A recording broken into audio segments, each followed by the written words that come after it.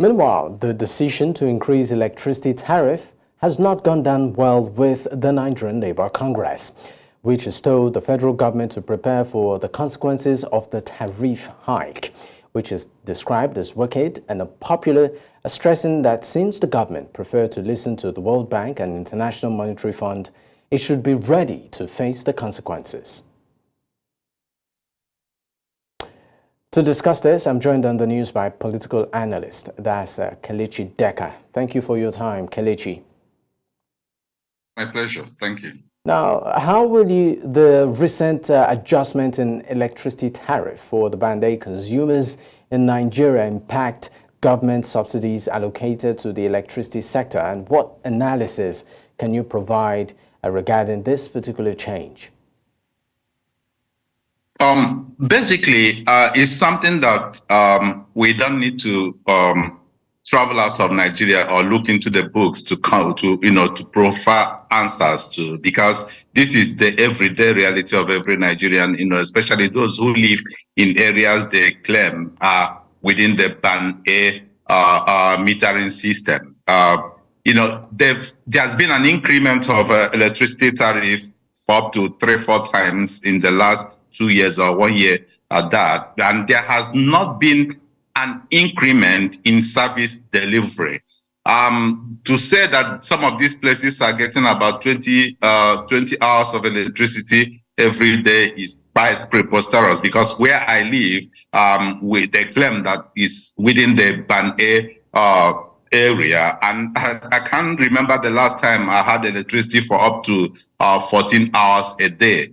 So what they're doing is that the government is trying to go through the back door to get money from the people without making effort to get the discos to improve in service delivery. So the people are paying higher amount of money for the continued inefficiencies within the system. So what we are not paying for a better service delivery. We are paying the discos, and so that they will help the government to relieve them of the subsidy, but without getting anything commensurate in return. So it's quite a very funny development.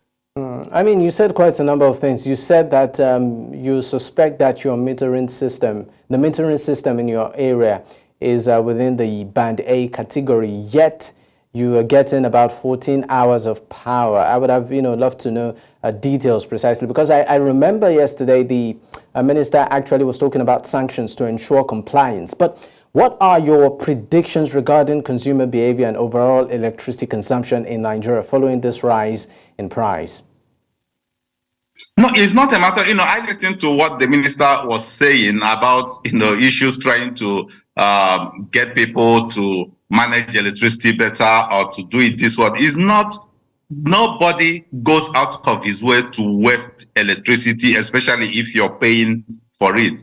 My office where I work is within the Band C. Where I live is within the Band A, and comparatively, I have not seen any difference in service delivery between where I live and my office, and I don't see anybody who will go out of his way, especially at the high cost of electricity, and you just go and put on your AC and you leave your house. You allow the AC to be clean and wasting. I mean, the minister was just being quite ridiculous in giving some of those examples. These things are expensive.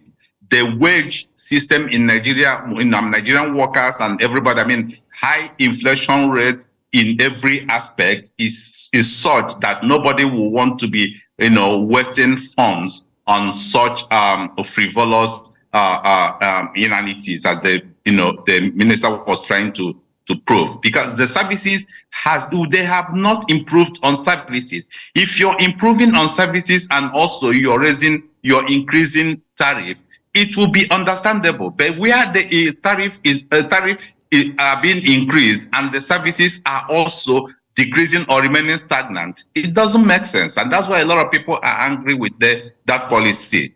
All right, let's look in the aspect of service delivery, which you have hampered on. The minister actually did say that one of the reasons for the justification, of the increase has to do borders around liquidity and infrastructure. He said quite a couple of times that the sector is not attractive to investors because they cannot see any form of ROI, right? So don't you think that this initiative, in a way, will provide them liquidity to further enhance the existing infrastructure, which, according to him also, many of it is outdated? Most of us knew the time this discourse, yeah, we know the time the discourse was established. We saw the politics that were there during the establishment of the discourse. And what the challenge first at that time was that organizations and companies without any form of experience in electricity distribution or electricity management got licenses to start running discos, whereas organizations that were known all over the world to be very good in electricity generation, transmission, and distribution were not given those licenses. So there was a foundational issue. And since the discourse came, what have they done to be able to improve on the infrastructure that they inherited, at least to attract investment? But what we've been seeing all over has been increment of tariff, it's been going up, increasing tariff without any service delivery. Increasing tariff is not what's going to bring that ROI that expected. Without service delivery, the economy will not be able to take up a level where people will look in our direction and start thinking of investment sector. Now, let's talk about the potential economic consequences that might, arise from the Nigeria Labour Congress opposition to the tariff increase, particularly concerning consumer spending, inflation, and the overall economic stability. Increase, particularly concerning consumer spending, inflation. What I mean, what we're going to see is there's going to be an inflationary pool. An inflation rate of above 30%, as we have in inflation is about 30% presently. Okay, I apologize. We're unable to hear you well. There's quite, an issue with the connection. But we sincerely thank you for your time. Political analyst Kelechi Deca, once again, we appreciate your time. Thank you so much.